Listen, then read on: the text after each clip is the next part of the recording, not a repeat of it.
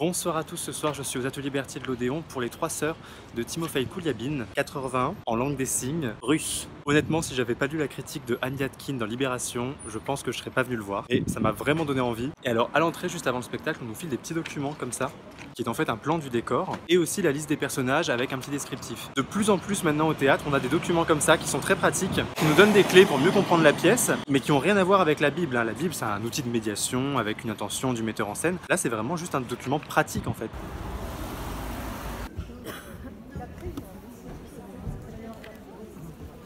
J'ai mis un petit moment là avant de réussir à lire le surtitrage et regarder ce qui se passe sur scène, parce que contrairement au surtitrage habituel où on t'entend la voix dans une langue que tu connais pas, au moins tu sais qui parle juste au son de la voix, et puis tu regardes le surtitre, tu mobilises deux sens, tu mobilises l'ouïe et tu mobilises ta vue. Là, tu mobilises que ta vue pour pouvoir suivre à la fois sur le surtitrage et à la fois sur les personnages. Il faut chercher qui bouge le plus pour savoir qui parle. Il y a beaucoup de bruit. Tu sais, tous les petits bruits chiants là qu'on supporte pas, genre le mec qui tape sur son verre, qui fait tourner son assiette, qui traîne des pieds, les bruits de chaise. Il y en a beaucoup. Donc j'ai mis un petit temps là avant de rentrer vraiment dans le truc et accepter toute la proposition. Bon, j'ai pas eu le temps de vlogger au deuxième entracte parce que les entractes sont très courts. Donc, troisième entracte. J'adhère pas du tout. Une fois qu'on a passé le travail sur le son qui est fait, puisqu'il y a un grand travail sur le son, on entend très souvent la pendule, on entend tous les bruits de vie, le violon, parce que comme ils sont sourds, et ils font beaucoup de bruit. Passer aussi les petits effets de dialogue, quand il y en a un qui parle et que l'autre lui tourne le dos, il continue de parler, et du coup ça devient un monologue au lieu d'être un vrai dialogue. Voilà. Passer la découverte de la scénographie qui est donc... Ah oui, j'ai pas dit ça. C'est une scénographie type Dogville. C'est-à-dire qu'on voit toute la maison et les murs sont juste tracés au sol par des scotch blancs. Il y a une simultanéité de toutes les actions. Donc on voit comme ça toutes ces vies se faire même quand il se passe rien dans leur chambre. Une fois passé tout ça, c'est quand même très classique. C'est-à-dire qu'on fait les vieux fonds de tiroir de la comédie française, on va trouver à peu près pareil. Moi, ce qui me surprend, c'est que je pensais que la langue des signes, ça allait être une langue, c'est tout. Et en fait non, c'est le propos du spectacle, c'est le sujet. Mais si c'est ça le sujet, dans ce cas, pourquoi les 3 sœurs? Quel est le point de vue du metteur en scène? Pourquoi ce texte? Pourquoi aujourd'hui? Qu'est-ce qu'il veut raconter de ce texte?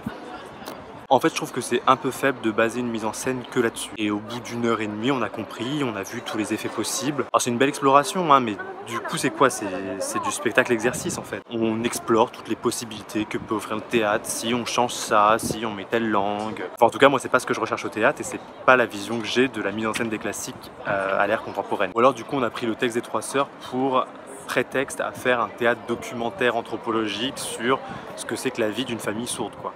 Parce que c'est un peu ça quand même à un moment. Donc bon, il reste une partie, on va bien voir.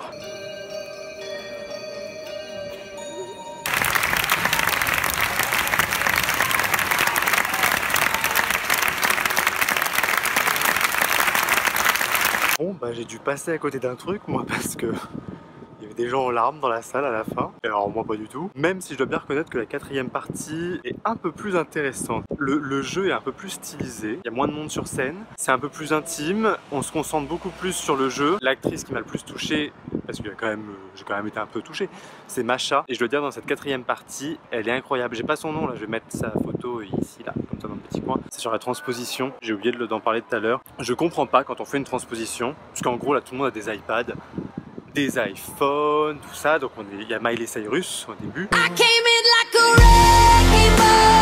Donc on est bien sur du 21e siècle, hein, clairement. Et c'est tout. Genre on est juste au 21e siècle. Il en fait rien de plus. Et en fait la mise en scène est tellement classique que ça fait limite anachronisme d'avoir des iPads sur scène. Donc voilà, un peu déçu. Une 4e partie qui rattrape un peu le tout quand même. Et une très bonne actrice, Masha, qui est très belle et qui joue très bien. Je pense pas que vous le reverrez dans mon top 10 de fin d'année celui-là. C'est terrible, je me rends compte que j'ai vraiment pas grand chose à dire. Parce que ça m'a un petit peu laissé de marbre quoi. J'ai pas détesté, ça m'a pas énervé. Mais j'ai pas aimé, je me suis un peu ennuyé, mais pas non plus. Il y a des jours comme ça où on sait pas.